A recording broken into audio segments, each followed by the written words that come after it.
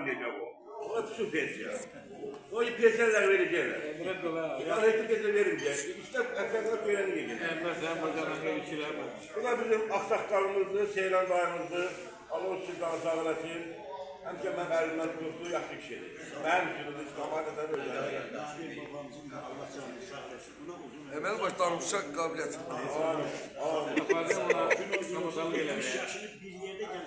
İnşallah.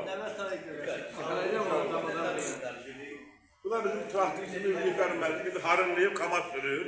Ya artırıktı, balkona zat da var. Gene mükemmelde göre kamat yolduruyor. Uzun ömür can sana konuşuyor kardeş. Sen bu ara... Bizim sürü yok, bir sürü yaşamırlar. Aşağıdan Allah sen duymasın. Sen de diyeceğim bak bize.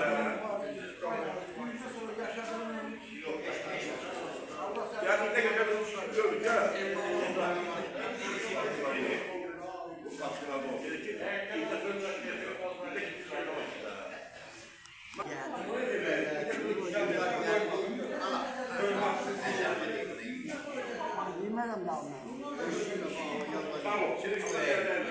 Eğitim ben güzel kaldıracağım. Ne güzel kalsa ne sen? Onu sen kaldıracaksın. Sen özün kaldırıp böyle gelebilirsin. Sen nerede kaldıracaksın? Uğraşlarla düşermem lazım aynen. Mesela bir kere dedi ki Allah sana da kısmet eylesin. Vermem. Sana